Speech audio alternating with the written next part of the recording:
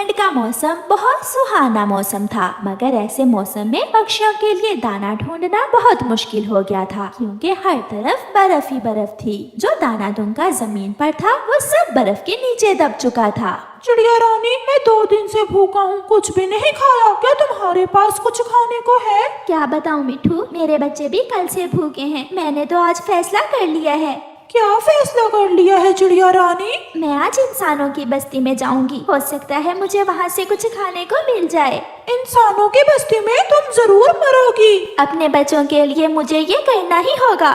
मिठू जल्दी से कौवे और कौवी के पास जाता है। कौवे कौवे, चिड़िया को रोको, उसे मना करो। वो दाना लेने इंसानों की बस्ती की तरफ जा रही है, वो मर जाएगी। सुना है इंसान तो बंदूक से गोली मारते हैं। कई बार मुझे इंसानों के छोटे बच्चों ने पत्थर मारने की भी कोशिश की है। मैं अभी जाकर चिड़िया को मना करता हूँ।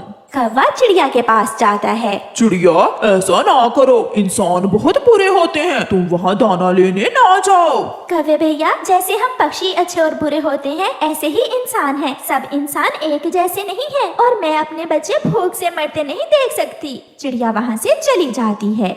उड़ती हुई चिड़िया इंसानों की बस्ती में जाती है। एक शिकारी चिड़िया को देखकर अपनी बंदूक चिड़िया की तरफ सीधी करता है, मगर चिड़िया वहाँ से उड़ जाती है।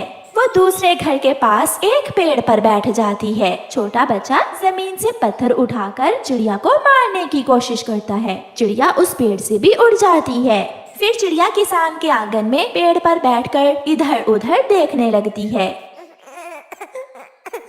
चुप हो जाओ मेरे मुन्ने, चुप हो जाओ। लो, ये खिलौना है, ये ले लो। चुप हो जाओ मेरे बेटे, चुप हो जाओ। मगर वो बच्चा रो ही जा रहा था। छोटे बच्चे को रोते हुए देखकर चिड़िया वहाँ चली जाती है।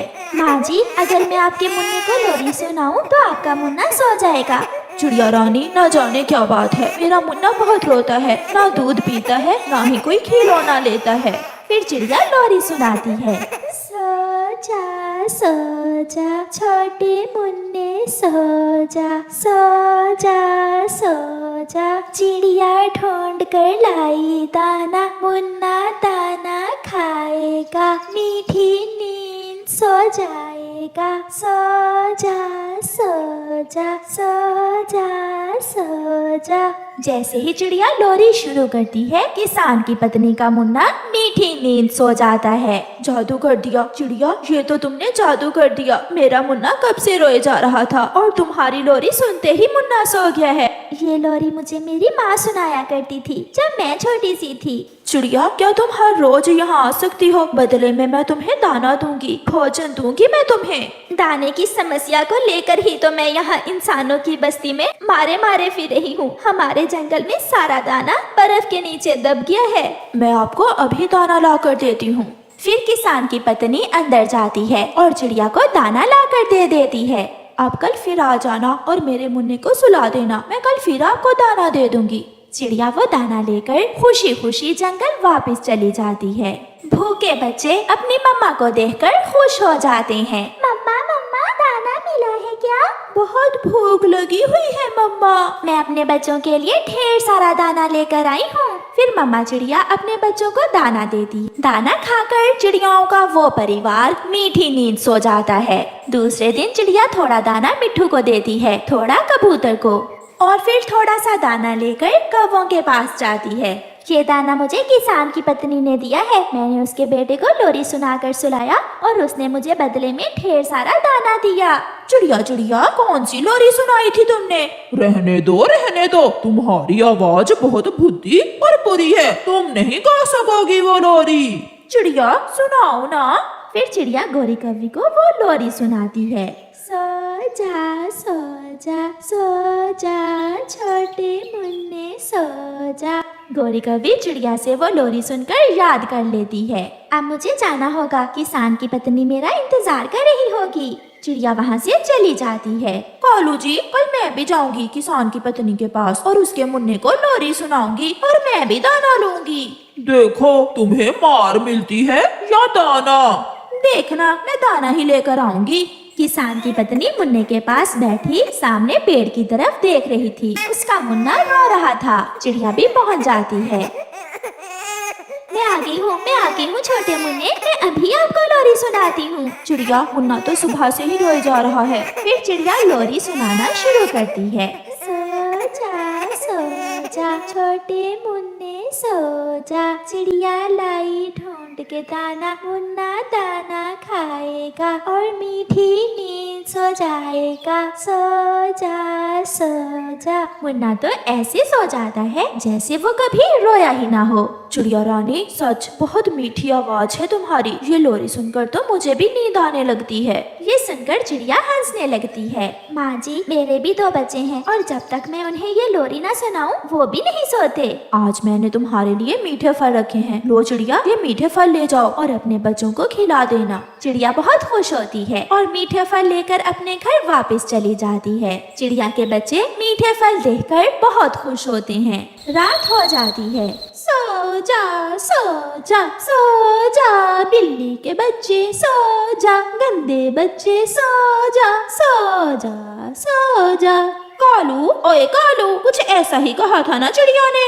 मुझे तो भूल गया, तुम ही याद करो। मैं तो नहीं पिटूंगा किसान की पत्नी से। फिर गोरी कवि लोरी याद करते करते सो जाती है। सुबह हो जाती है। गोरी कवि सुबह सवेरे ही उठ जाती है और चिड़िया से पहले पहले ही इंसानों की बस्ती की तरफ चल देती है। गोरी कवि सीधी किसान की पत्नी के घर जाती है। मुन्ना रो रहा था और किसान की पत्नी बैठी पेड़ की तरफ देख रही थी। हाँ जी, आज चिड़िया ने मुझे भेजा है मुन्ने को लोरी सुनाने। चिड़िया की तबीयत ठीक नहीं थी। आप जो दाना चिड़िया को देती हैं वो आज मुझे दे देना। ठीक है, मगर जल्दी से लोरी सुनाना शुरू करो। कभी मुन्ने का तो रो रो कर बुरा हाल हो गया है। कवि एक लंबी सांस लेती है और शुरू करती है। सो जा, काए काए काए, चुड़ैल के बच्चे सो जा, बिल्ली के बच्चे सो जा, गंदे बच्चे सो जा, काए काए काए। ऐसी बुरी आवाज बिल्ली और चुड़ैल का सुनकर मुन्ना तो और भी जोरों से रोने लग जाता है। चुप कर जा, मैं फिर से सुनाती हूँ लोरी तुम्हें। भागो यहाँ से। कालू कवि, तुमने मेरे बेटे को और भी रुला दिया है। भागो यहाँ से, वरना मैं डंडा उठाकर बहुत मारूंगी तुम्हें। पीछे से चिड़िया भी आ जाती है। सो जा, चिड़िया ढूंढ कर लाई दाना, मुन्ना दाना खाएगा और मीठी नींद सो जाएगा। सो जा। मुन्ना सो जाता है। ये देखकर गोरी कवि बहुत शर्मिंदा होती है। फिर किसान की पत्नी चिड़िया को कवि की बात बताती है। चिड़िया हंसने लगती है। गोरी तुम्हारी आवाज सुनकर तो सोए हुए जाग जाते हैं और तुम मुन्ने को सुलाने के लिए आ गई।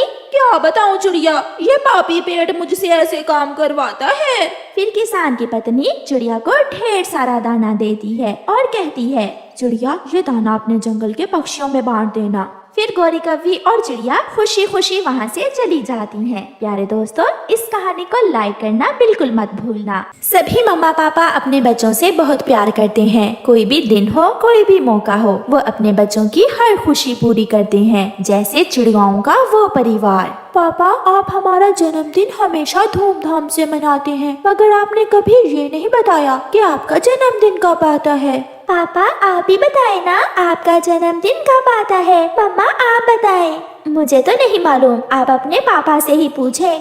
मेरा जन्मदिन मुझे तो मालूम ही नहीं है। मेरी सारी खुशियाँ आपसे ही हैं। मेरे बच्चे खुश तो मैं खुश। ऐसा कहते हुए पापा चिड़िया अपने काम पर चले जाते हैं। बच्चों, आपके पापा के पास इतने पैसे नहीं बचते कि अपना जन्मदिन मना सकें। मुझे सब मालूम है। मम्मा, मगर इस बार हम अपने पापा को सरप्राइज देंगे। हम मनाएंगे अपने पापा का जन्मदिन, और वो भी धूमधाम से। हमें कैसे मालूम होगा कि पापा का जन्मदिन कब आएगा? आपके पापा की डायरी से।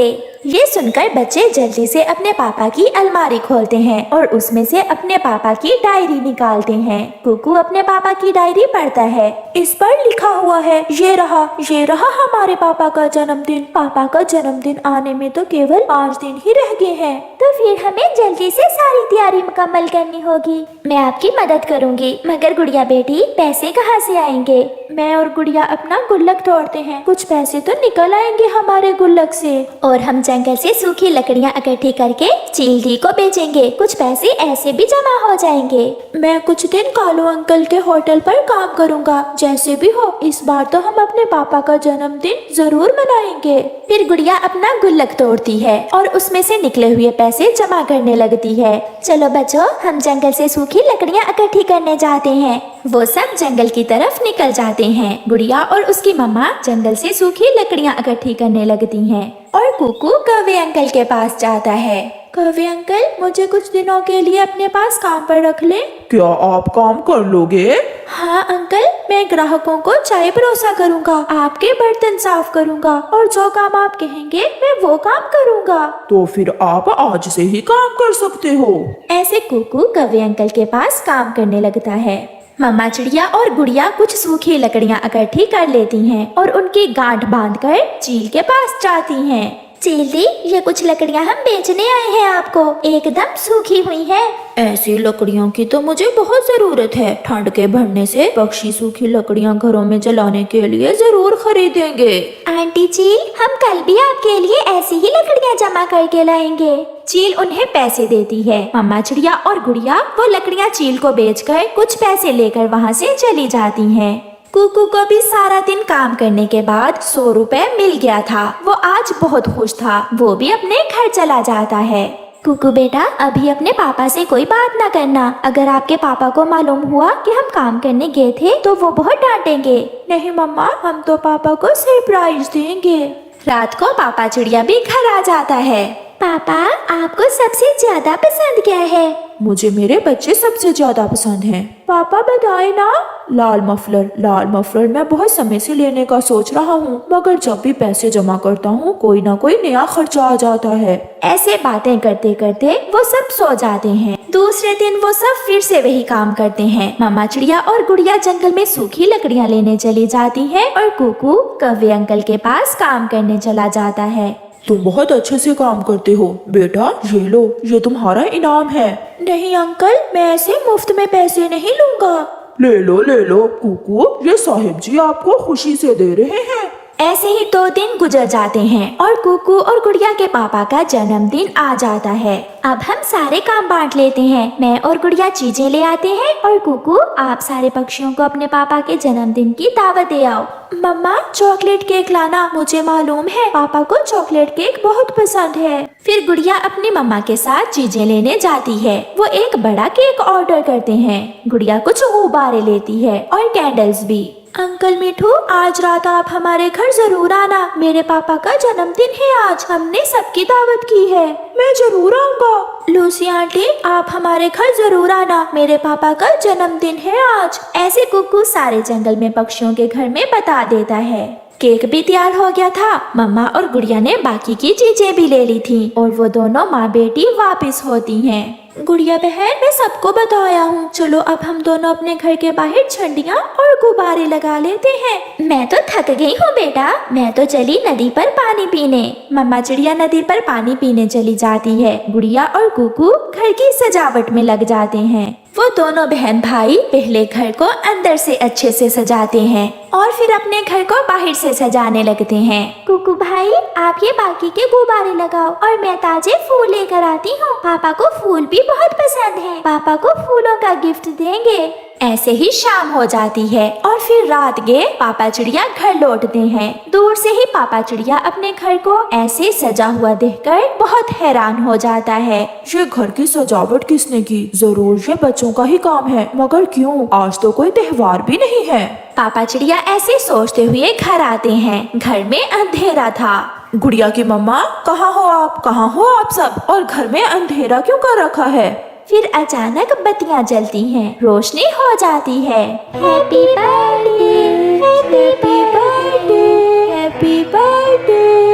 अपने घर में तोता, कबूतर, कबूतरी, कौवी, कौवा और हरियाली देखकर पापा को तो कुछ समझ नहीं आ रहा था। पापा, सरप्राइज! आपको आपका जन्मदिन बहुत बहुत मुबारक। फिर पापा चिड़िया को ख्याल आता है कि आज तो उसका जन्मदिन है, मगर ये पापा चिड़िया के लिए बहुत बड़ा सरप्राइज था। मानो अब जल्दी से केक काटें, मुझे तो जोरों की भूख लग रही है। ऐसे वो सब मिलकर अपने पापा का जन्मदिन मनाते हैं। पापा चिड़िया ने अपने दोनों बच्चों को अपने गले से लगाया हुआ था।